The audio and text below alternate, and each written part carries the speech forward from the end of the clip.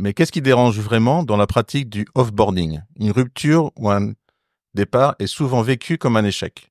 Et si on changeait notre regard sur ces moments clés?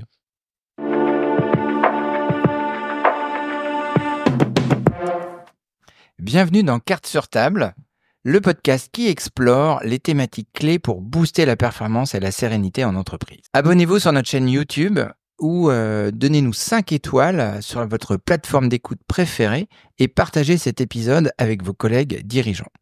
Aujourd'hui, tous les trois, nous abordons un sujet souvent négligé, voire tabou, le off-boarding ou comment gérer les départs d'un collaborateur. En France, 70% des entreprises n'ont pas de processus structuré pour accompagner ce moment pourtant crucial. Un départ bien géré peut transformer un collaborateur en ambassadeur de l'entreprise. Alors pourquoi ce sujet dérange-t-il ? Pour parler de ce sujet très important, je suis accompagné de Jean-François aujourd'hui, expert en ressources humaines, et Sabine, spécialisée dans l'organisation des processus. Aujourd'hui, nous allons explorer pourquoi le off-boarding est encore perçu comme tabou et comment transformer cette étape en une opportunité stratégique. Donc, je vais laisser la parole à Jean-François qui va nous présenter un petit peu le off-boarding. Et bien, c'est parti, Jean-François. Donc, déjà, c'est quoi le off-boarding? Donc, littéralement, le off-boarding, ça vient déjà du monde de l'aéronautique. On-boarding, embarquement, off-boarding, débarquement.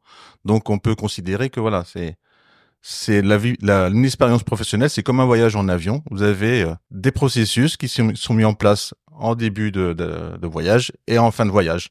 Et donc l'offboarding, c'est un processus de gestion qui permet donc d'avoir un départ structuré et anticipé du salarié, quel que soit le motif. Quel que soit le motif. Derrière ce terme-là, en fait, on part de départ du salarié de la structure.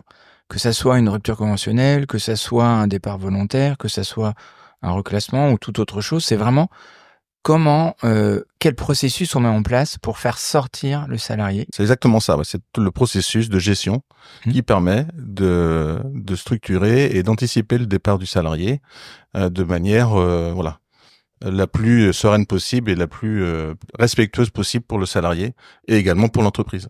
Alors dans le titre de notre podcast aujourd'hui, il y a le mot « qu'est-ce qui dérange » en fait. Oui. Toi, dans ta longue expérience, est-ce qu'il y a des statistiques ou des choses qui peuvent étayer un petit peu le fait que c'est pas fait en fait? Très souvent, le processus off-boarding n'est pas réalisé par manque de temps, mais pas que. D'accord. Comme on disait en introduction, souvent donc le départ d'un salarié est vécu comme un échec par le salarié, mais aussi par l'entreprise, parce que ce salarié, à un moment donné, on l'a recruté. Oui. Donc il y a eu un processus de recrutement qui a permis d'intégrer cette personne donc dans l'équipe. Et puis après, lorsque vient le moment du départ, de la rupture, quelle qu'elle soit, l'entreprise, le manager, le dirigeant perçoit ce moment-là comme un échec, et c'est souvent la raison principale qui fait que le processus d'offboarding n'est pas vraiment réalisé, en tout cas structuré. Il y avait une statistique qu'on a vue ensemble quand on a préparé l'émission. Il y a 70% des entreprises qui n'ont pas de processus formalisé. Et pourtant, 85% des salariés partants valorisent une bonne gestion de leur départ, vont parler de l'entreprise. Sabine, toi, dans tout ton parcours de responsable de centre de gestion, qu'est-ce que je dis? De profit. Oh là, c'est peut-être le fait que ça soit notre premier épisode. Et puis c'est la gestion de processus. C'est la gestion de processus. Ces statistiques, toi, elles te parlent? 70% des entreprises n'ont pas de processus formalisé sur le départ. Tout à fait. De ce que j'ai pu voir ou même vivre, c'est effectivement un moment qui est très compliqué à gérer, que ce soit pour le salarié ou pour l'entreprise. C'est pas quelque chose qu'on peut mettre en avant. C'est quelque chose qu'on a plutôt envie de voir passer assez rapidement. Je pense qu'il y a un côté émotionnel des deux côtés. Et parce qu'effectivement, on ne prend pas le temps. Alors que si on prenait le temps dès l'annonce, soit du départ volontaire ou dès la prise de décision de l'entreprise, d'aller vers un processus d'accompagnement, vers la sortie pour effectivement valoriser, comprendre le pourquoi, on soulagerait effectivement beaucoup de choses au niveau émotionnel et au niveau de l'identité du salarié, mais aussi de l'entreprise. C'est pour moi les étapes qui sont à respecter et très importantes. C'est vachement important ce que tu viens de dire, parce qu'en fait, tu viens de mettre le doigt sur quelque chose que, pourtant, moi je suis dans la partie depuis plus de 10 ans, et je l'avais pas vu sous cet angle-là, c'est le côté émotionnel de la chose. Oui. C'est-à-dire, il y a une rupture, il y a une séparation entre une entreprise et un salarié, et ce qui fout vraiment le bazar, c'est le côté émotionnel, en fait. Exactement. C'est le dirigeant, il prend ça personnellement, c'est-à-dire il prend ça comme un échec personnel. Voilà, une rupture, c'est pour lui un échec. Comme vous avez aussi des ruptures dans votre vie personnelle que vous prenez que vous prenez pour vous, alors que des fois c'est un certain nombre d'événements qui font qu'à un moment donné il y a une rupture. Dans la vie professionnelle, c'est la même chose. Et souvent, on veut passer à autre chose sans forcément traiter le sujet. Sans forcément formaliser. Formaliser, traiter vraiment et passer à autre chose, mais vraiment de manière claire et aboutie. Et on va passer plus de temps à recruter le remplaçant ou la remplaçante de la personne qui s'en va, comme on peut aussi l'assimiler à une rupture personnelle. On va essayer de retrouver une autre personne pour être mieux, mais en fin de compte, on n'a pas réglé le problème précédent. Non. Donc on n'a pas fini le processus de l'expérience professionnelle en soi. Et c'est très important ce que tu dis, parce qu'en fait, on se rend compte que là, tout en parlant avec vous, je vois plein de situations où, en fait, le processus n'a pas été achevé dans des séparations de collaborateurs que j'avais. Et il y en a un qui me vient en tête. En fait, ça a été vraiment dans la douleur pour moi, dans mon ancien parcours de chef d'entreprise, parce qu'en fait, j'ai vécu ça comme une trahison. J'avais mis beaucoup d'espoir dans ce salarié. En fait, on a raté complètement le départ. Et quelques années après, je l'ai recroisé sur un salon. Ouais. Et là, il m'a dit, on a raté le départ. Je suis tout à fait d'accord. Pour l'avoir vécu et l'avoir aussi, et le voir aussi chez certains de mes clients que j'ai pu accompagner, souvent, à partir du moment où l'annonce est faite, c'est comme si il y avait, on voulait complètement oublier ce qui se passait, la situation. On ne cherchait pas à aller chercher le pourquoi il y avait ce départ d'un côté comme de l'autre. Et alors que c'est un moment crucial, effectivement, c'est étape de deuil, d'avancer, de comprendre, d'éviter de refaire les mêmes erreurs sur le prochain recrutement et prendre le temps de recruter. Bien accompagner le départ permet de mieux accepter la rentrée du nouveau salarié et d'aller vers une démarche beaucoup plus sereine pour toutes les parties. Alors du coup, moi j'ai une question là qui me vient. Pourquoi le offboarding il est-il souvent négligé malgré son importance, ne serait-ce que pour la marque employeur? Pour les raisons qu'on vient de décrire, hein, souvent on veut passer à autre chose, donc on va passer plus de temps à relancer un recrutement qu'à finir comme il faut, parce que ce qu'il faut savoir, c'est que le offboarding, c'est un enjeu stratégique pour l'entreprise et il peut amener aussi des pistes d'amélioration pour mieux recruter aussi et améliorer le processus d'onboarding, c'est-à-dire d'embarquement. Oui. Donc les deux sont liés, sont étroitement liés et sont deux enjeux stratégiques de l'entreprise. Mais souvent, le offboarding, comme pour les raisons qu'on a indiquées déjà, est négligé parce que on veut juste recruter la personne suivante. En fait, on est focus dessus. On est focus sur le recrutement, ouais. On est focus sur l'élément de productivité. Okay. Donc en fait, un élément qui part, il faut le remplacer. Effectivement, cette phase de offboarding qui est cruciale pour l'avenir n'est pas traitée ou pas comme il le faut. Moi, je l'ai vécu personnellement. À partir du moment où le salarié décide de partir, une entreprise est capable de dire on occulte complètement ce départ. Il n'y a pas eu d'accompagnement. Le résultat, c'est que le poste est resté vacant et il n'y a pas eu de recrutement. Ça s'est arrêté là. Donc même pour préparer l'avenir, un bon offboarding et sur la productivité et sur la rentabilité d'un centre ou d'un poste, c'est l'élément le plus important avant même le onboarding, avant même le recrutement du prochain salarié. Alors du coup, j'ai une question pour toi là. C'est selon toi, comment on peut structurer un processus simple mais efficace pour éviter ces erreurs? Alors déjà, pour moi, à partir du moment où il y a une décision qui est prise, on fait un entretien, on reçoit le salarié, on essaye de, tout en restant effectivement ne pas partir dans ce qui peut être une bagarre un peu salarié dirigeant qui arrive malheureusement souvent. C'est d'essayer de la compréhension de l'un de l'autre dans l'écoute. Donc là, un entretien. Après, on planifie le départ. C'est-à-dire que étape par étape, on accompagne le salarié et le salarié accompagne aussi l'entreprise. C'est un élément important. Et à la fin de cette période, quand les choses se passent le mieux possible, effectivement, d'être là le jour du départ du salarié. de prévoir que tous les documents doivent être prêts le jour du départ, que cela se passe de bonnes conditions, parce qu'on, comme on le sait, souvent on peut être amené à retravailler ensemble ou à rencontrer à nouveau le dirigeant pour qui on a déjà travaillé, voire à revenir, quoi. Et souvent, en fin de compte, comme on n'accepte pas le départ, on veut le cacher. On a tendance à vouloir le cacher. Je dis pas qu'on veut le cacher de manière volontaire, mais on a tendance à vouloir le cacher. Et donc, il y a aussi ce manque de communication vis-à-vis du salarié, parce qu'on veut pas forcément, quand on veut passer à autre chose, on néglige la réunion, l'échange qu'on peut avoir avec le salarié, la réunion RH pour traiter tous les sujets légaux, tout ça, pour mettre tout ça à plat, et également la communication qu'on va faire à l'équipe, avec ses collègues, et de manière plus générale avec toutes les personnes avec lesquelles le collaborateur qui s'en va a été en relation. Et c'est là, en fin de compte, l'impact le plus important, en fin de compte, c'est ce manque de communication. C'est ça. Qui, déjà, va impacter le départ, le salarié lui-même, parce que lui, en fin de compte, il va avoir l'image. Il va partir avec une image de l'entreprise. Oui. C'est la dernière image qu'il va retenir. Biaisé. C'est la dernière image qu'il va retenir. Même s'il a passé 10 ans merveilleux, c'est la dernière image qu'il va retenir en sortant de l'entreprise. Là, on est en plein dans ce qu'on appelle le biais cognitif de primauté. Voilà. Donc, et c'est ça qui va après véhiculer à l'extérieur. Donc là, on touche la marque employeur de l'entreprise. Ben oui. Et puis aussi, il y a ceux qui restent. La communication qu'on fait à ceux qui restent. Je crois que tu as plein d'exemples, toi, dans ton parcours de gens qui étaient même pas au courant. Voilà. Que un tel s'en va. Le document de sortie signé sur le coin de table, je l'ai vécu perso.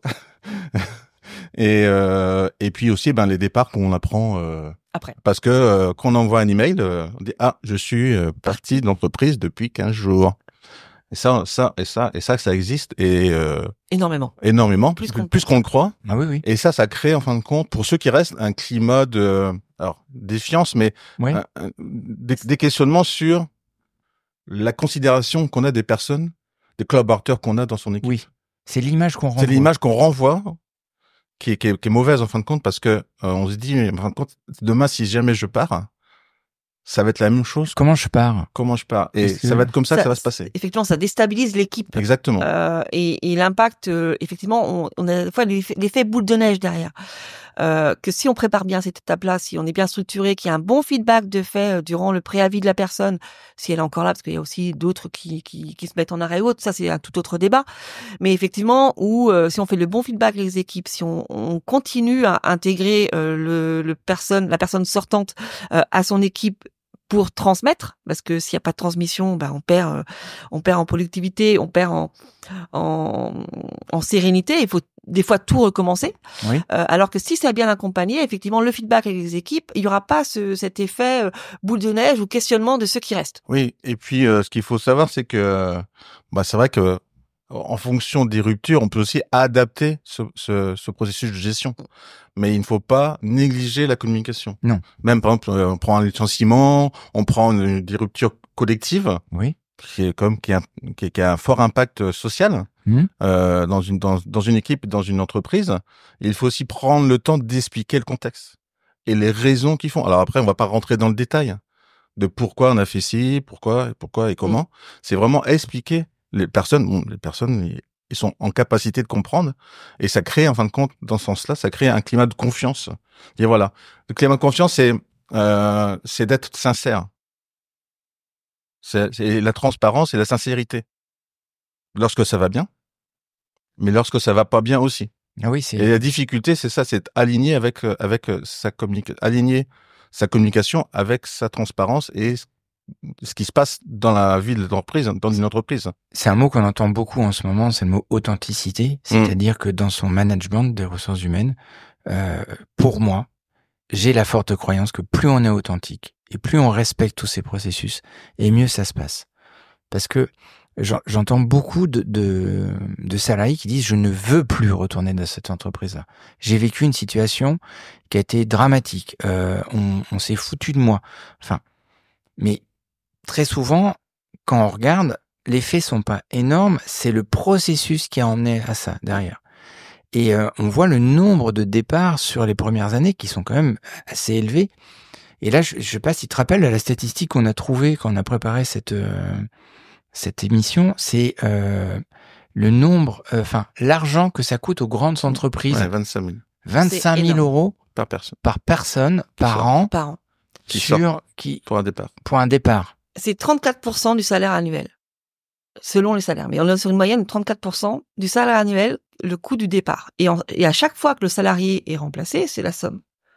Et nous, on avait trouvé une statistique qui était vraiment folle, celle des licences que ça coûtait à l'entreprise. Ah aussi, parce que Oui, il y avait ça. On a trouvé une stat qui disait que dans les grandes entreprises, à peu près par an, ça coûtait 25 000 euros de licences non coupées sur les utilisateurs. Donc là, je reboucle avec ce que tu as dit tout à l'heure, avec les gens qui sont même pas au courant quand ils partent, que le collègue est parti, en fait. Que un tel, machin. C'est le fait que le processus n'est pas structuré. Donc, il y a un processus aussi de départ avec un certain nombre de pratiques réglementaires, légales, et aussi, pour aussi protéger les intérêts de l'entreprise. Oui. À un moment donné, il y a toute la partie numérique. Aujourd'hui, on travaille avec beaucoup d'outils numériques, avec des accès informatiques divers et variés. Et il faut, bien sûr, c'est la première chose, c'est protéger les intérêts de l'entreprise. Oui. Et du salarié aussi derrière. Et je rebondis sur la partie de confiance. Lorsqu'on a une communication, alors la communication, c'est pas être le plus beau. Hein, non. C'est être, voilà. On a un processus qui doit nous ressembler. C'est-à-dire que à un moment donné, l'objectif, c'est pas de copier le voisin. Ah, celui-là, il a super processus de offboarding, je vais faire la même chose. Non, il faut que le processus de offboarding, il vous ressemble. En fait, et que ce soit le plus sincère possible. Moi, c'est vraiment le mot que j'ai dit, en fait, c'est le mot authentique. Authentique, ouais. Et puis, à un moment donné, il faut être aligné. C'est-à-dire que je dis des choses et je fais ce que je dis. Et je dis ce que je fais. Oui. Hein, c'est l'alignement, la cohérence entre l'intention et l'incarnation. C'est ça. Et en fait, du coup, j'avais noté une question. Dans ton expérience, quelles sont les erreurs les plus fréquentes dans l'entreprise? En fait, est-ce que ça serait pas ça, en fait? Le problème de désalignement par rapport au départ, à l'entrée, qui fait qu'aujourd'hui, il y a des ruptures qui se passent très, très mal. C'est tout à fait. Puis, en fin de compte, comme on n'a pas un processus d'offboarding structuré, oui. On peut pas améliorer notre processus de onboarding, c'est-à-dire d'embarquement, pour attirer de nouveaux talents d'une manière différente, en prenant en compte le retour d'expérience des personnes qui partent. Et si on boucle pas la boucle, la difficulté, c'est que on répète les mêmes erreurs. Et tu auras un tuyau à donner, tiens, juste comme ça, en purement d'organisation. Moi, c'est quand on parle d'authenticité, effectivement, de tuyau pour que ça se passe bien, on en revient à peu près aux mêmes choses qu'on a pu dans précédemment, mais vraiment de structurer au maximum dans la planification du départ et de rester vraiment ouvert. Alors, c'est vrai que s'il y a plusieurs départs simultanés, ça peut être plus compliqué, mais cette période, c'est de vraiment rester ouvert à la discussion sur la personne qui part, mais aussi sur les équipes. Et de je sais pas, trouver une solution pour répondre aux questionnements. Éviter tout ce qui peut être élément de divorce supplémentaire. Donc ça peut être, on peut trouver des outils RH qui existent déjà, hein, c'est des checklists, c'est effectivement des feedbacks papier, mais je pense que le lien humain doit être la priorité.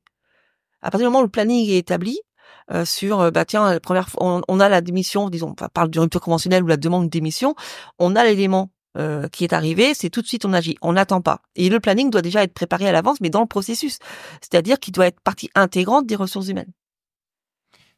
Quand tu me dis ça, en fait, j'ai un flash, mais tu nous as dit tout à l'heure que 70% des entreprises n'étaient pas structurées. N'avaient pas de processus structuré. Ouais. Voilà. On peut faire appel à vous pour structurer ça. Ah, bien sûr, en fait, tout à fait. parce que c'est quand même assez énorme. Moi, je suis très à cheval sur la vision et ce que l'on veut et ce qu'on ne veut pas. Et quand tu as parlé d'authenticité, en fait, c'est peut-être déjà le premier truc, c'est de définir ce qu'on veut, parce que on est chef d'entreprise, on accompagne nos salariés, et c'est peut-être de prendre un petit moment avec quelqu'un qui est spécialisé comme vous deux sur ça, pour comment en fait définir déjà une première trame, parce que je rebondis sur ce que tu as dit tout à l'heure. Tu as dit je ne peux pas améliorer quelque chose qui n'est pas défini. Exactement. L'idée déjà de départ, c'est d'analyser déjà l'entreprise, c'est-à-dire que comment fonctionne l'entreprise et adapter en fin de compte et réfléchir sur comment je veux accompagner le salarié et comment je veux communiquer à l'équipe un départ dans mon entreprise. Et chaque processus offboarding sera différent d'une entreprise à une autre. C'est vraiment se caler par rapport à soi, c'est-à-dire par rapport à son entreprise. Ok. Et c'est ça qui est important. Donc ça peut passer par une réunion RH qui permet de. Il y a toute la partie, il faut pas oublier, c'est la partie légale, la partie administrative du départ. Après, il y a toute la partie feedback du salarié et toute la partie communication auprès de l'équipe. Et donc je pense que c'est trois événements clés du offboarding. Okay. Et ça c'est du sur-mesure. Ça, on est capable avec le dirigeant, avec l'équipe en place, une fois qu'on a bien cerné comment fonctionnait l'équipe, comment fonctionnait l'entreprise et le dirigeant, comment il se sent pour accompagner un départ dans son entreprise. Et du coup, j'ai une question que j'avais notée au tout début. Un bon offboarding est-il possible, même dans des situations difficiles, licenciement, restructuration? Oui, je confirme, il est possible. Après, dans la mesure où il existe déjà un processus de gestion. Après, ce qui est important, c'est de l'adapter. Hein. Un processus de gestion, c'est nécessaire de l'adapter en fonction des situations qu'on rencontre. Donc oui, il faut le faire. Il faut expliquer le contexte, les raisons qui ont amené à cette rupture compliquée. On parlait tout à l'heure de licenciement ou de rupture collective que j'ai vécu. Et l'important, c'est de pouvoir accompagner comme il faut le salarié, aller jusqu'à lui proposer, en fin de compte, des éléments qui lui permettent d'avoir une sortie, je dirais, la plus complète possible, avec des possibilités de formation, des capacités à pouvoir redémarrer une autre vie professionnelle. Et ça, c'est pour la personne qui part et également sur les personnes qui restent. Parce que, en fin de compte, eux, ils continuent l'aventure. Oui. Et c'est là que souvent que se joue la marque employeur. La marque employeur, on se dit, c'est être beau à l'extérieur. Oui. Mais la marque employeur, c'est tout d'abord être aligné à l'intérieur pour pouvoir communiquer de manière la plus sincère possible à l'extérieur. C'est ça. Parce que souvent, la marque employeur, elle part de l'intérieur. Oui. C'est hyper important et ça me donne des idées sur des épisodes qu'on va tourner au mois de février, au mois de mars, sur la marque employeur, sur l'alignement. Là, tu viens de dire quelque chose qui est hyper important, de sa part de l'intérieur. C'est pas vers l'extérieur. Et que souvent, c'est ça, en fin de compte, on voit souvent des jolis du marketing marque employeur. C'est typiquement du marketing. Mais lorsque on gratte le vernis, et là on parle toujours d'alignement en fin de compte. Oui. Je fais ce que je dis. Là, je rejoins vraiment Jean-François sur cette question-là parce que la marque employeur elle est en vogue. Oui, on en parle beaucoup, voilà, mais d'être dans l'action, c'est tout autre chose. Donc effectivement, si on n'est pas en lien avec ce que l'on dit, obligatoirement le fossé il va se voir très vite. On ne pourra pas y échapper et de toute façon n'importe quel salarié on aura en entrant ou en sortant, si elle n'est pas en lien avec ce que l'entreprise veut avec ses valeurs, ça ne fonctionnera pas.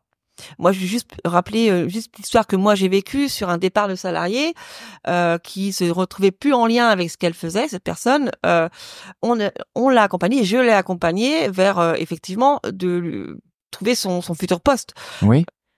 Il est quand même plus préférable de laisser partir un salarié dans des bonnes conditions vers un futur qui lui correspondra plus que l'inverse.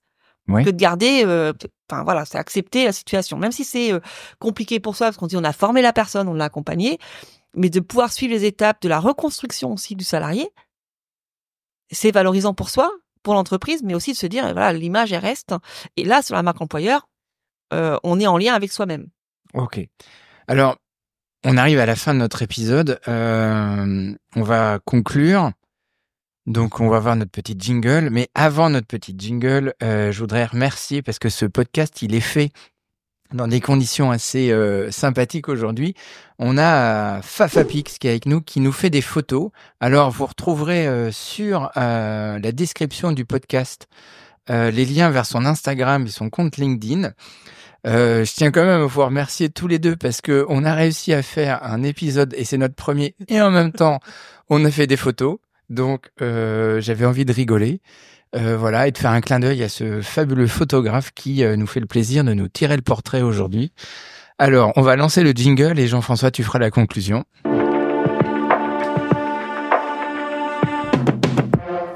Alors, le offboarding, ce qu'il faut retenir, c'est que c'est un acte managérial stratégique de l'entreprise. Il se doit d'être réalisé avec soin et respect pour le salarié, pour les personnes qui restent, les collaborateurs qui restent, et également pour l'entreprise et le dirigeant. Et donc, il a un impact social et de marque employeur très fort. Les collaborateurs qui partent peuvent devenir des vrais ambassadeurs de votre entreprise et peut-être à un moment donné revenir. C'est le boomerang employees. C'est un phénomène qu'on rencontre de plus en plus. Des personnes, à un moment donné, un tiers des personnes qui ont une rupture dans le cadre d'une expérience professionnelle, un tiers reviennent à un moment donné chez l'un de leurs précédents employeurs. Et moi, je ferai une comparaison avec la vie perso et la vie pro, le onboarding, le offboarding, embarquement, débarquement. On les a aussi nos routines de la vie perso. Et voilà, Julien, par exemple, il en a une le dimanche soir.